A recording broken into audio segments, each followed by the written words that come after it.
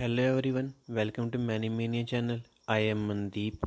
तो आज मैं बात करने वाला हूँ एमसीयू के फेज़ 4 की last movie black panther Wakanda forever Hindi के बारे में। और ईमानदारी से बोलूँ तो मुझे इस मूवी से इसका ट्रेलर ज़्यादा अच्छा लगा, ज़्यादा पावरफुल लगा। आई एम सॉरी, पर ये मूवी मेरे लिए नहीं थी। और आज मैं इस फेज़ 4 की आखिरी मूवी के साथ आखिरी बार बोलता हूँ कि मैंने मार्वल कॉमिक्स नहीं पढ़ी हैं और मुझे नहीं पता कि उनमें करैक्टर और उनकी स्टोरीज़ कैसी होती हैं। मेरे लिए एमसीयू का मतलब है स्क्रीन पे दिखाया गया वीडियो प्रोडक्ट, भले ही उसे Marvel studio movie, web series या स्पेशल प्रेजेंटेशन जैसा नाम दे दे। अब बात करूं ओवरऑल इस movie black panther Wakanda for ever की, तो लेजेंड एक्टर के ट्रिब्यूट के हिसाब से इस मूवी की स्टार्टिंग और एंडिंग दिल छू लेती है, आंखें भिगो देती है। मानो कोई कसर मेकर्स ने छोड़ी ही नहीं रियल टाइम वाले लॉस को मूवी में हाईलाइट करके दिखाने की। पर मैं दो तीन इमोशनल क्लिप नहीं, एक कंप्लीट मूवी देखने गया हूँ जो मुझे मूवी में एंटरटेनमेंट के हिसाब से इस मूवी से तो गायब लगी। सच कहूँ तो मेकर्स के लिए बिना सुपर हीरो के सुपर हीरो मूवी या साइंस फिक्शन मूवी को बनाना आसान नहीं होता। एक डेडिकेटेड फ्रेंचाइजी को आगे बढ़ाना बिना उस फ्रेंचाइजी के मेन कैरेक्टर के। मूवी में बोला गया ना कि जो टूट के बिखरते हैं वही मसीहा बन के निखरते हैं। अगर मैं इसे एमसीयू पे अप्लाई करूं तो ये परफेक्टली फिट होता है इन्फिनिटी सागा तक, पहले 3 फेज तक, क्योंकि मार्वल स्टूडियोज़ की हिस्ट्री और उनके चुने हुए परफॉर्मर्स इनका सबूत खुद बन चुके हैं।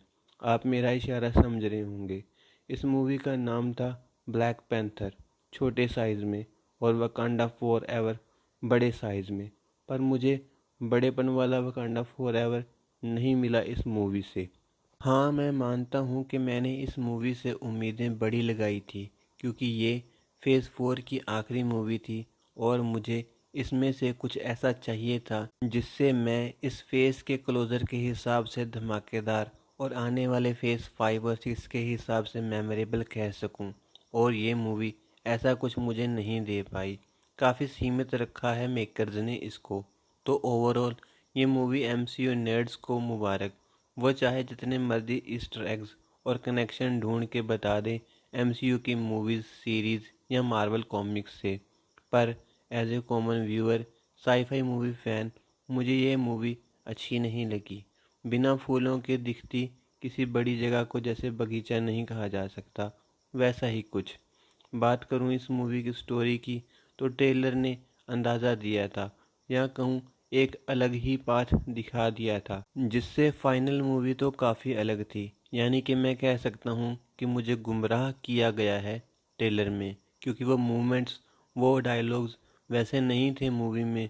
और अगर ट्रेलर को हटा के बोलूँ तो इस मूवी में स्टोरी एक ही पॉइंट पे घूम रही थी, lost and grief of Wakanda's protector.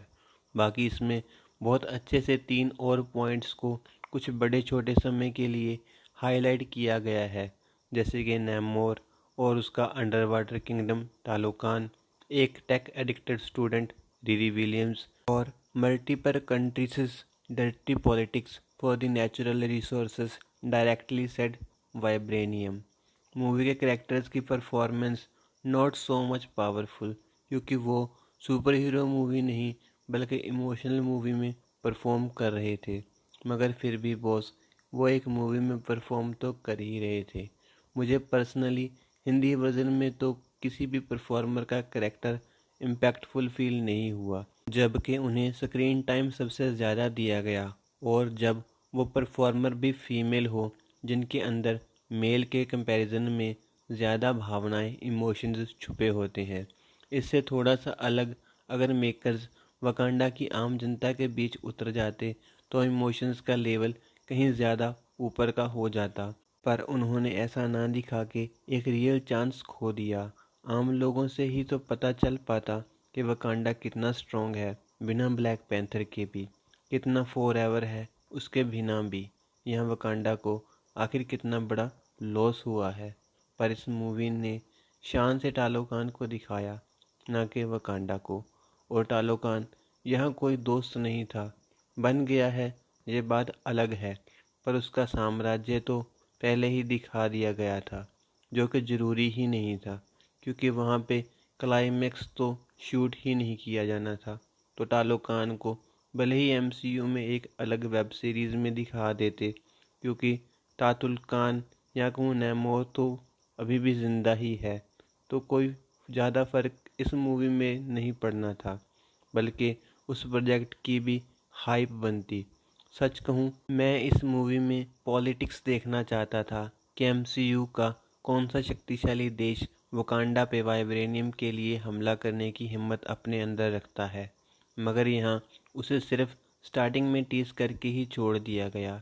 करने को तो मूवी में कैरेक्टर्स वाइब्रेनियम के लिए खुद 3-4 अनदेखी जगहों पे खोज करने के बाद पानी में खोज करने के लिए उतर सकते थे, और हमें एक अलग नज़रिए से ये मूवी दिखा सकते थे, क्योंकि उन्हें हार्ट शेप जड़ी बूटी चाहिए थी अपने साम्राज्य के अगले रक्षक के लिए और राजा के लिए।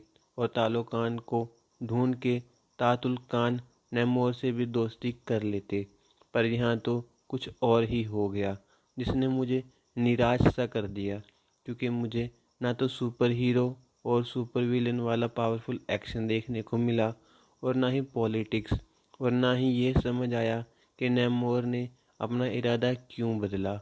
वो इस मूवी में एक विलन था बॉस, उसे स्क्रीन पे सॉफ्ट हार्ट से एक प्रोटेक्टर के फॉर्म में देख के मज़ा आ रहा था। लग रहा था कि ये कोई बड़ी चीज़ है, पर जिस तरीके से इसे हल्के में लेके दिखा दिया गया, मैं टूट गया बॉस, क्योंकि उससे वाइब्रेनियम के भाले से एक शीशा नहीं टूटा। और ये पीसफुल क्यों हुआ, वजह क्या थी, उसके नज़रिए से भी तो कुछ बता देते, दिखा देते, क्योंकि वो तो खुद पूरी दुनिया को मिटाने वाला था। और लास्ट एलिमेंट इस मूवी का बीजीएम बहुत फीका, यहाँ कहूँ कि इस्तेमाल किया ही नहीं गया। इस मूवी से रिलेटेड रियल टाइम की रियल फीलिंग्स को दिखाने के लिए, पेश करने के लिए गूज बम्स नहीं आए, मगर आंखों में नमी ज़रूर आती रही, और उसकी वजह विजुअल्स थे, पर साथ में बीजीएम चार चांद लगा सकता था। पर फिर भी वकांडा का एंट्री बीजीएम और नेमोर का बीजीएम हाईलाइट करने लायक है। एंडिंग वाला सॉन्ग मैं कहूँगा कि मूवी की सिचुएशन से और रियल लाइफ इमोशनल सिचुएशन के हिसाब से मुझे चीर गया, मेरे अंदर उतर गया, पर रिपीटिव होने के कारण कुछ क्यों ही बोलूं। मिड क्रेडिट सीन इस फ्रेंचाइजी के लिए ज़रूरी था, और आगे बहुत कुछ और दिखाने के लिए आसान रास्ते चालाकी से बना गया, और पोस्ट क्रेडिट सीन को ना दिखाना भी अच्छा डिसीजन लगा मुझे, क्योंकि उसके ना होने से ये मूवी एक इमोशनल मूवी और रियल परफॉर्मर को एक ट्रिब्यूट के जैसी फील देती रहेगी। मेकर्स चाहें तो ओटीटी रिलीज़ पे या आईमैक्स रिलीज़ पे एंड में पोस्ट क्रेडिट सीन ऐड कर सकते हैं, क्योंकि उन्हें आगे सिनेमैटिक यूनिवर्स को भी टीज करना है, सिर्फ ब्लैक पैंथर की फ्रेंचाइजी पे फोकस नहीं करना है।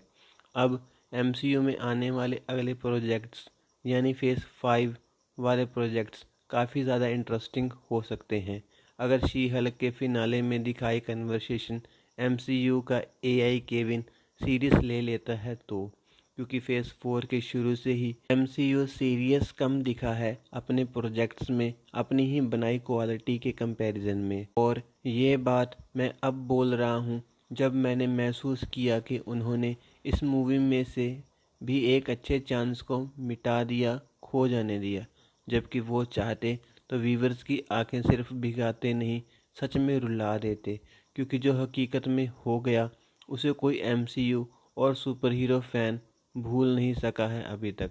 बाकी आपको ये मूवी कैसी लगी, अगर मन माने तो बता देना कमेंट्स में। और अगर आप इंडियन सुपर हीरो शक्तिमान के फ़ैन हो तो बॉस, मैंने ट्रायोलॉजी ऑफ ट्रायोलॉजी यानी 9 मूवीज़ की एक प्लेलिस्ट बनाई है, जो आगे चल के Indian super hero cinematic universe इश्कू को बना सकती है। उसे आप ऑफलाइन करने के बाद सुनकर इमेजिन कर सकते हो। और भी प्लेलिस्ट इस मैनीमेनिया चैनल पे पब्लिक हैं, तो एक बार चेकआउट ज़रूर करना। और अगर आप मार्वल स्टूडियोज़ एमसीयू में आगे कैसे एंटरटेन कर सकता है जानना चाहते हैं, तो बॉस शी हल्क सीज़न 1 के फिनाले फाइनल ओपिनियन वाले मेरे वीडियो को एक बार ज़रूर विजिट करना। इसी के साथ अपना ख्याल रखिए, अपनी सेहत का ख्याल रखिए। Thank you.